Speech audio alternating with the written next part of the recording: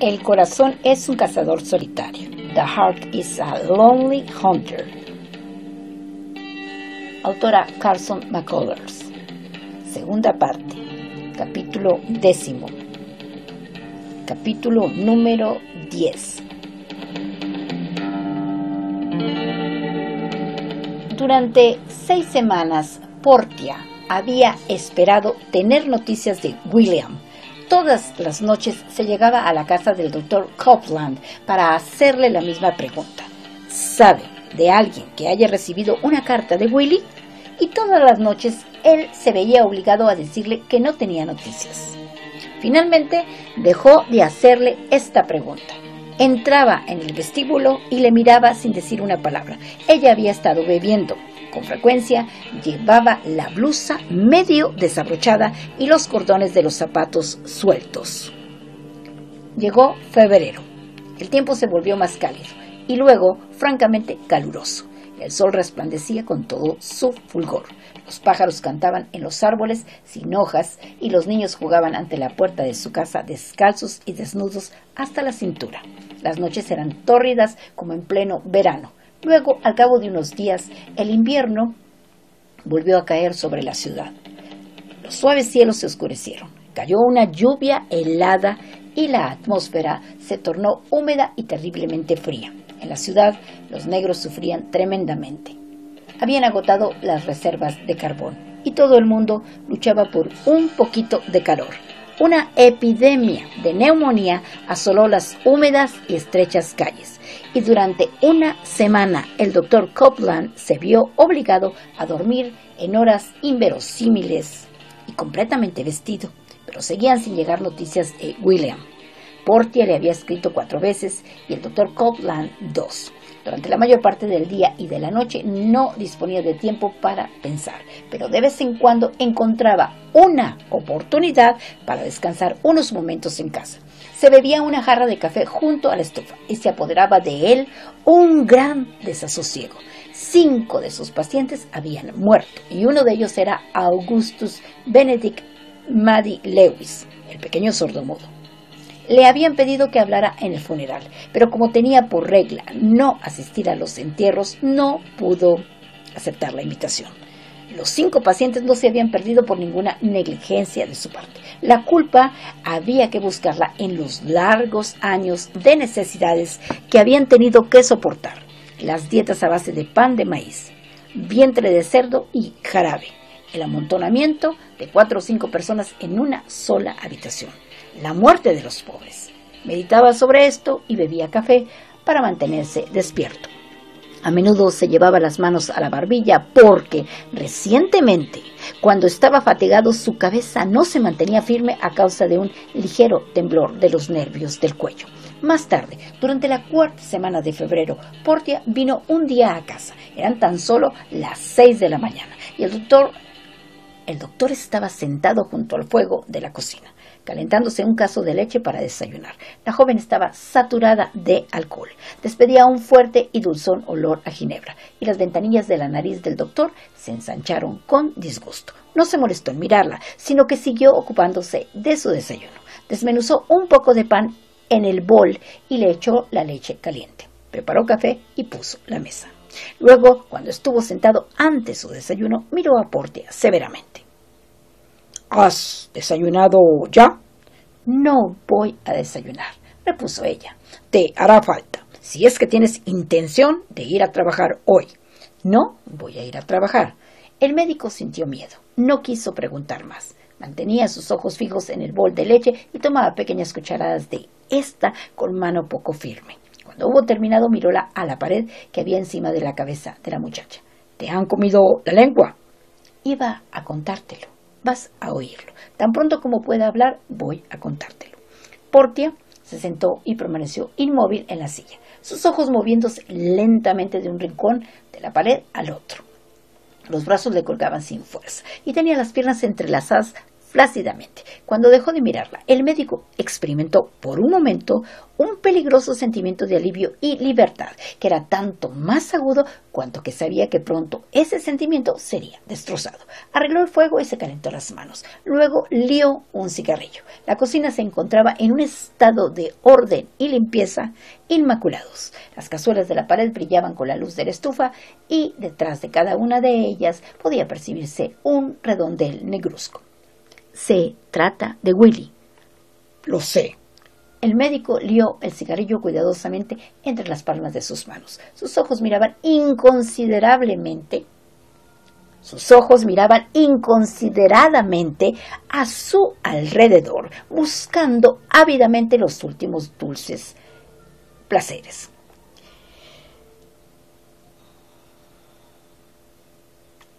En una ocasión ya te conté que ese Buber Johnson estaba en la prisión con Willie. Ya le conocíamos de antes.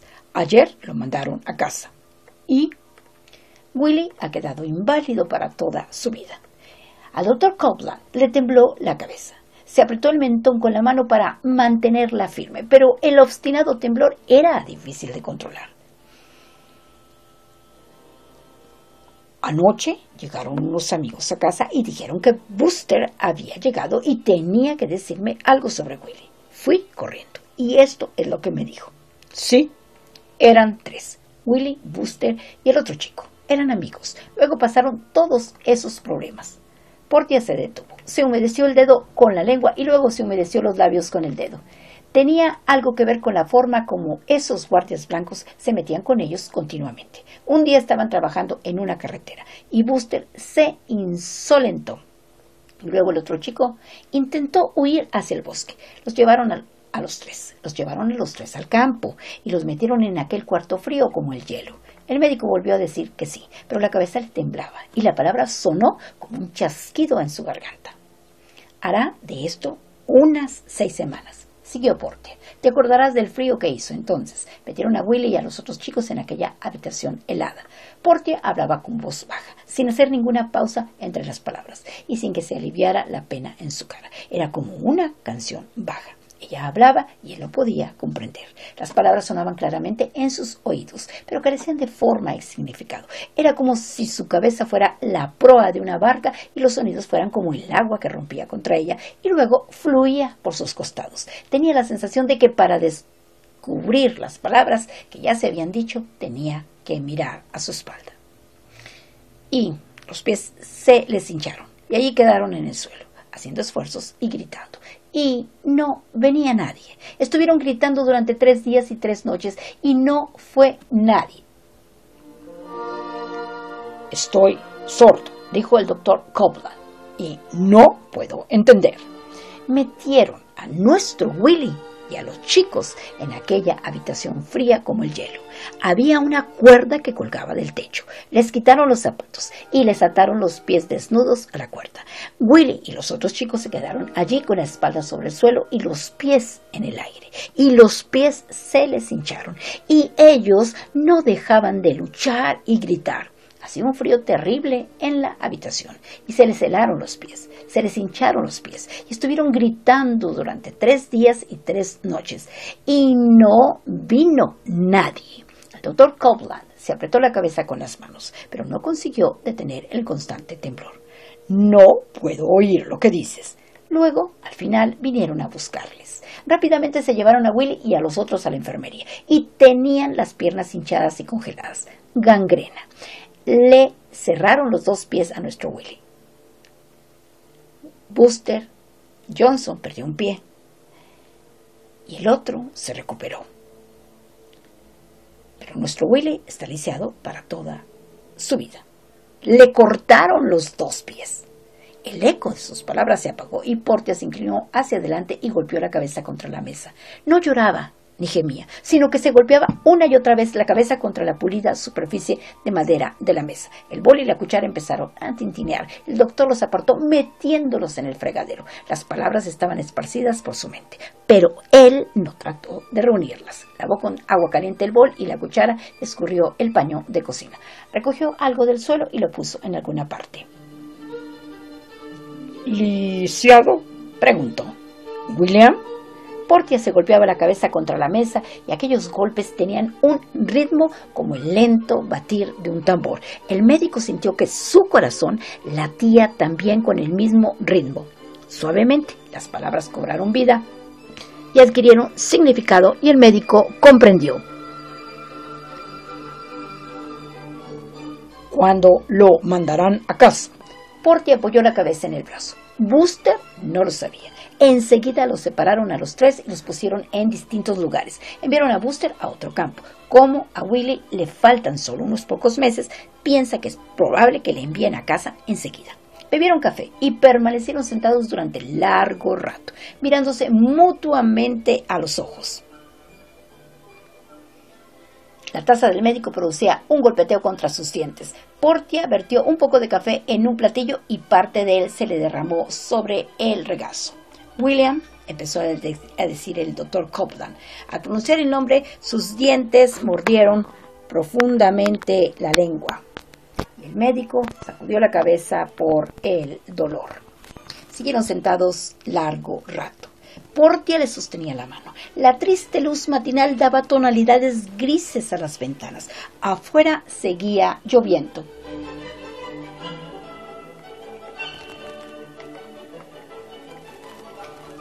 Si es que pienso ir a trabajar, mejor será que me vaya ahora, declaró Portia.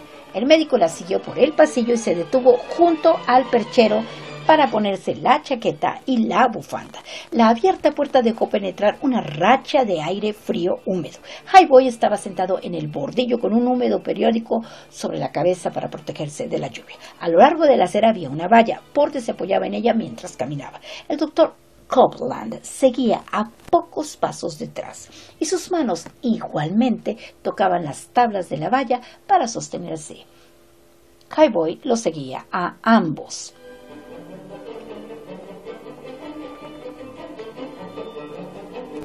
El médico aguardaba la aparición de la negra, terrible cólera como la de una bestia que surge en medio de la noche. Pero no se produjo. Las tripas le pesaban como el plomo. Caminaba lentamente y se apoyaba en las empalizadas y en las frías y húmedas paredes de los edificios. Descendió a las profundidades hasta que finalmente ya no quedó más abismo. Tocó el sólido fondo de la desesperación y se sintió algo aliviado. En ello conoció cierta fuerza y una sagrada alegría. El perseguido se ríe y el esclavo negro canta para su alma ultrajada bajo el látigo. Una canción sonaba en su interior ahora. Aunque no se trataba de música, sino que era solo el sentimiento de una canción, y la empapada pesadez de la paz entumecía sus miembros de manera que solo, gracias a su firme determinación, conseguía moverse. ¿Por qué continuaba su camino? ¿Por qué no echarse a descansar allí mismo sobre el fondo de su máxima humillación y por un rato asumir su contenido? Pero siguió hacia adelante. Tío, dijo Mick, ¿no cree que un poco de café le haría sentirse mejor? El doctor Copeland la miró a la cara, pero no dio señales de haber oído. Habían cruzado la ciudad y llegado finalmente al callejón que había detrás de la casa de los Kelly. Portia había sido la primera en entrar, y él la siguió. Highboy permanecía afuera en la escalera. Mick y sus dos hermanitos estaban ya en la cocina. Portia habló de William. El doctor Copeland no escuchaba las palabras, pero la voz de la muchacha tenía un ritmo, un comienzo, una mitad y un final. Y cuando había terminado empezaba de nuevo. Llegaron más personas a la habitación para escuchar la historia. El doctor Copeland permanecía sentado en un taburete en el rincón. Su chaqueta y bufanda despedían un tenue vapor, colgadas del respaldo de una silla junto al fuego. El médico sostenía su sombrero entre las rodillas y sus largas y morenas manos se movían nerviosamente a lo largo de la gastada ala. La amarillenta parte interna de sus manos estaba tan húmeda que de vez en cuando tenía que secársela con un pañuelo. La cabeza le temblaba y tenía todos los músculos rígidos por el esfuerzo de mantenerla inmóvil. Mr. Singer entró en la habitación. El doctor Copeland levantó la cara hacia él. ¿Se ha enterado?, preguntó. Mr. Singer asintió con la cabeza. En sus ojos no había ni horror, ni piedad, ni odio. De todas las personas a quienes conocía, sus ojos eran los únicos que no expresaban tales reacciones, porque era el único en comprender esto. Mick le susurró a Portia. ¿Cómo se llama tu padre? Se llama Benedict Mary Copeland. Mick se inclinó sobre el doctor Copeland y le gritó cerca de la cara como si fuera sordo. Benedict, ¿no cree que un poco de café le haría sentirse mejor? El doctor Copeland se sobresaltó. Deja de gritar, dijo Portia. Puede oír tan bien como tú. Oh, exclamó Mick. Vació los pozos del cazo y puso a hervir otra vez café. El mudo seguía en la puerta. El doctor Copeland continuaba mirándolo a la cara. ¿Se ha enterado que les harán... ¿Qué les harán a esos guardias de la prisión?, preguntó Mick. Cariño, no lo sé, dijo Portia. No lo sé. Yo les haría algo, seguro que les haría algo. Nada que podamos hacer nosotros cambiará las cosas. Lo mejor que podemos hacer es mantener la boca cerrada. Deberían hacerle lo mismo que ellos hicieron a Willie y a los otros. Peor aún, me gustaría poder reunir a algunas personas y matar yo mismo a esos hombres.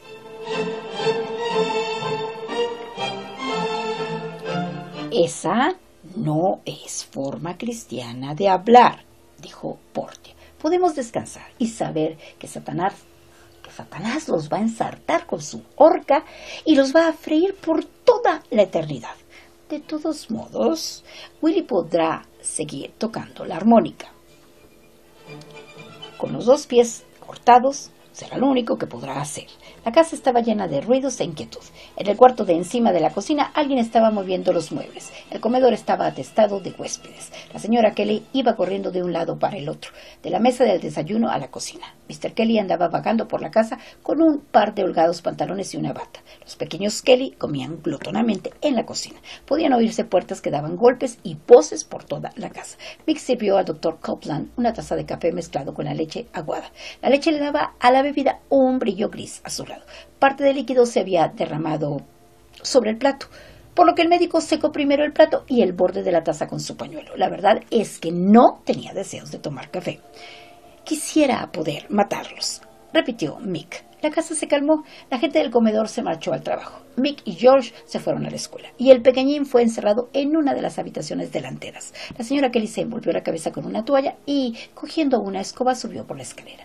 El mudo seguía de pie en el marco de la puerta. El doctor Copeland no apartaba la mirada de su rostro. ¿Se ha enterado?, volvió a preguntar. Las palabras no fueron audibles, se estrangularon en su garganta, pero sus ojos eran lo suficientemente expresivos. Luego el mudo se marchó. El doctor Copeland y Portia se quedaron solos. Él permaneció sentado durante un rato en el taburete del rincón. Al final se levantó para irse. Siéntate, padre. Vamos a quedarnos juntos esta mañana. Voy a freír pescado y tomaremos pan de huevo y patatas para comer. Tú te quedas aquí y luego pienso servirte una buena comida caliente. ¿Sabes que tengo visitas? Solo por un día, por favor, padre. Siento como si fuera a reventar. Además, no quiero que andes por las calles tú solo. El médico vaciló y se palpó el cuello del abrigo. Estaba muy húmedo. Lo siento, hija mía. Ya sabes que tengo visitas. Portia sostuvo la bufanda del médico encima de la estufa hasta que la lana se calentó. Le abrochó el abrigo y le levantó el cuello. El doctor Copeland se aclaró la garganta y escupió en uno de los trocitos de papel que llevaba en el bolsillo. Luego quemó el papel en la estufa. Al marcharse se detuvo y habló con Highboy en la escalera.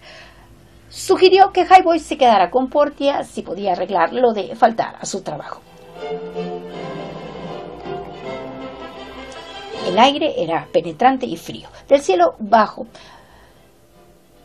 plomizo caía una incesante llovizna. El agua se había filtrado en los cubos de basura y en el callejón flotaba un rancio olor de desechos húmedos. Al caminar el médico iba equilibrándose con la ayuda de una valla y mantenía sus ojos fijos en el suelo. Hizo todas las vistas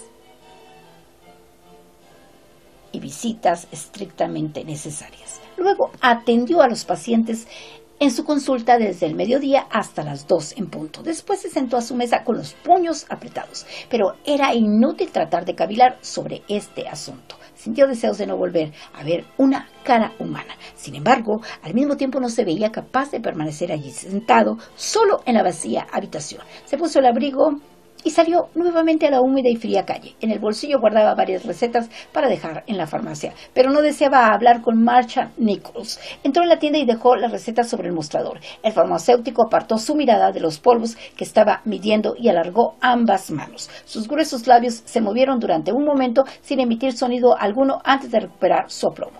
«Doctor», dijo formalmente, «debe usted saber que tanto yo como mis colegas y miembros de mi logia y mi iglesia sentimos profundamente su pena y deseamos manifestarle toda nuestra simpatía». El doctor Copeland se dio la vuelta bruscamente y salió sin pronunciar una palabra. Aquello era muy poco. Se necesitaba algo más. La firme, la verdadera determinación, la voluntad de hacer justicia. Caminaba rígidamente, los brazos pegados a los costados, en dirección a la calle principal. Cavilaba sin éxito. No se le ocurría a ninguna persona blanca con poder en toda la ciudad que fuera a la vez valiente y justa. Pensó en todos los abogados, jueces, funcionarios públicos cuyo nombre le resultara familiar. Pero la imagen de cada uno de estos hombres no hacía más que aumentar la amargura de su corazón. Finalmente se decidió por el juez del Tribunal Supremo. Al llegar al Palacio de Justicia no vaciló, sino que entró rápidamente, decidido a ver al juez aquella misma tarde.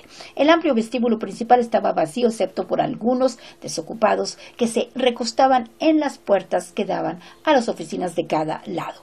No sabía dónde podría encontrar el despacho del juez, de modo que vagó sin rumbo por el edificio, mirando los rótulos de las puertas. Finalmente llegó a un estrecho pasillo. A mitad de camino del corredor había 3 blancos de pie, hablando, que bloqueaban el camino. Se arrimó estrechamente contra la pared para pasar, pero uno de ellos se dio la vuelta para detenerle.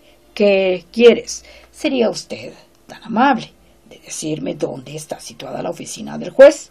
El hombre blanco señaló con su pulgar hacia el fondo del corredor. El doctor Copeland lo reconoció como uno de los sheriff suplentes. Se habían visto docenas de veces, pero el sheriff no lo recordaba. Todos los blancos les resultaban iguales a los negros, pero estos se preocupaban de diferenciarlos. Por otra parte, los negros les parecían todos iguales a los blancos, pero estos no se molestaban generalmente en fijar el rostro de los negros en su mente. De modo que el blanco le dijo: «¿Qué quiere usted, reverendo?» Aquel familiar título burlesco le irritó. «No soy ministro», dijo.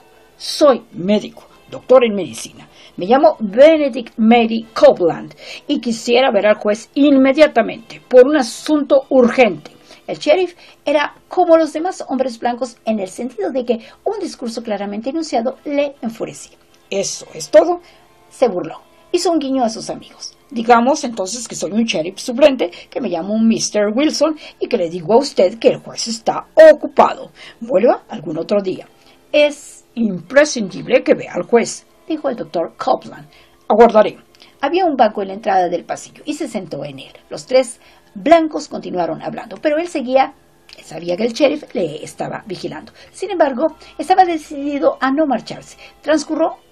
Transcurrió más de media hora. Varios hombres blancos circularon libremente arriba y abajo del corredor. Él sabía que el sheriff le vigilaba, por lo que permanecía sentado, rígido, con las manos entre las rodillas. Su sentido de la prudencia le decía que se marchara y volviera después por la tarde, cuando el sheriff no estuviera allí. Toda su vida él había sido circunspecto en su trato con esta clase de gente, pero ahora había algo en él que no le dejaba retirarse. «Tú, ven aquí», gritó finalmente el sheriff. La cabeza le temblaba y al levantarse no se mantuvo firme sobre sus pies. «¿Sí? ¿Por qué has dicho que querías ver al juez?» «No lo he dicho», repuso el doctor Copeland. «He dicho simplemente que mi asunto con él era urgente». «No puedes tenerte en pie. Has estado bebiendo licor, ¿verdad? Lo huelo en tu aliento». «Eso es mentira», dijo el doctor Copeland lentamente. «Yo no he...» El sheriff le golpeó en la cara y cayó contra la pared. 2 hombres blancos lo agarraron por los brazos y lo arrastraron escaleras abajo a la planta principal. Él no se resistió. «Eso es lo malo de este país. dijo el sheriff. Los condenados negros petulantes como él. El médico no dijo una sola palabra y dejó que hicieran con él lo que quisieran. Aguardó la terrible cólera y sintió que empezaba a despertarse. Aguardó la terrible cólera y sintió que empezaba a despertarse en él. La rabia lo debilitó de modo que tropezó al andar. Lo metieron en la furgoneta de la policía con 2 hombres como guardianes. Lo llevaron a la comisaría y luego a la cárcel. Fue al entrar en la cárcel cuando se desató en él la fuerza de su furia. Se deshizo repentinamente de su presa. Lo rodearon en un rincón, lo golpearon en la cabeza y los hombros con sus porras, pero sentía en su interior una fuerza arrolladora y se oía a sí mismo reír en voz alta mientras luchaba. Sollozaba y reía al mismo tiempo. Golpeaba salvajemente con sus pies, peleó con los puños e incluso golpeó a sus adversarios con la cabeza. Por fin lo sujetaron de tal forma que no podía moverse. Lo arrastraron centímetro a centímetro por el pasillo de la cárcel. Abrieron la puerta de una celda. Alguien desde atrás le golpeó en la ingle y el médico cayó de rodillas en el suelo.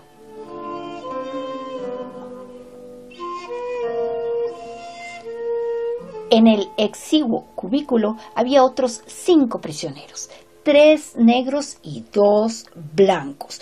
Uno de los blancos era un viejo borracho. Estaba sentado en el suelo, rascándose. El otro preso blanco era un muchacho de no más de 15 años. Los 3 negros eran jóvenes. Mientras yacía en la litera mirándole la cara, el doctor Copeland reconoció a uno de ellos. ¿Y eso?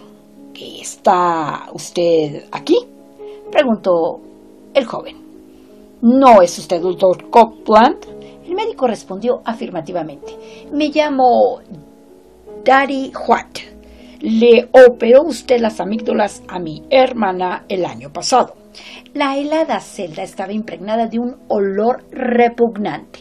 En un rincón había un cubo lleno a rebosar de orines y las cucarachas se paseaban por las paredes.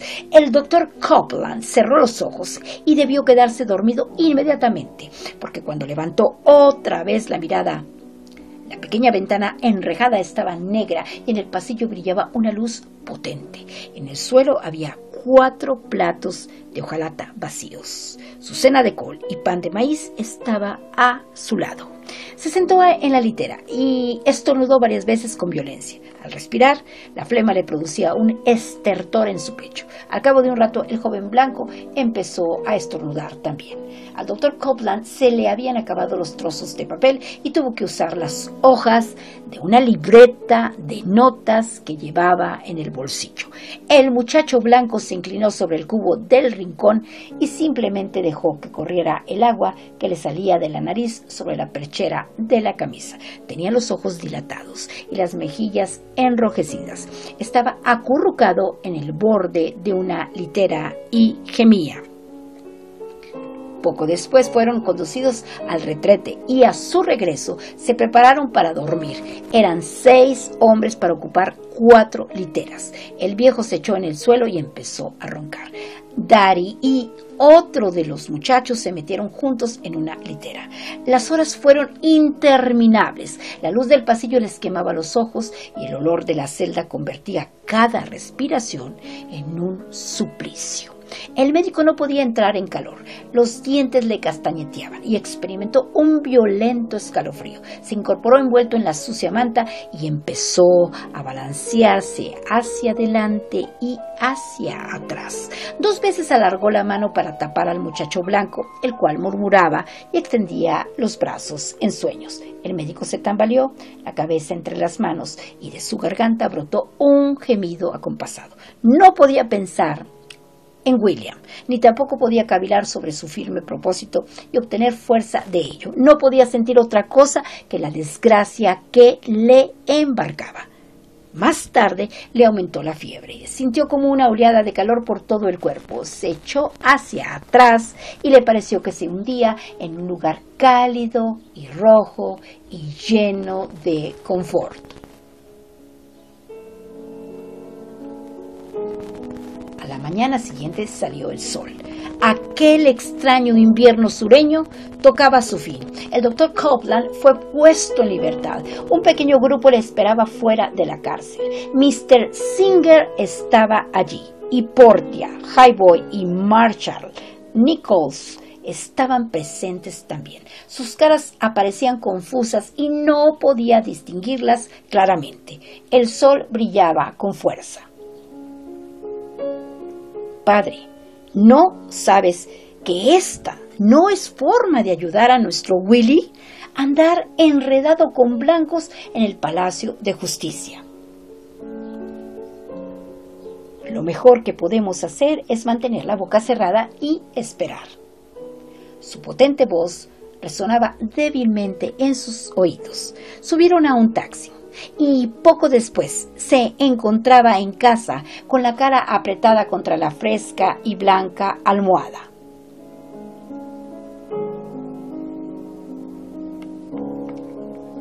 Aquí termina el capítulo número 10, es decir, que termina el 10º capítulo de la segunda parte del libro que se titula El corazón es un cazador solitario, The Heart is a Lonely Hunter, cuya autora es Carson McCullers.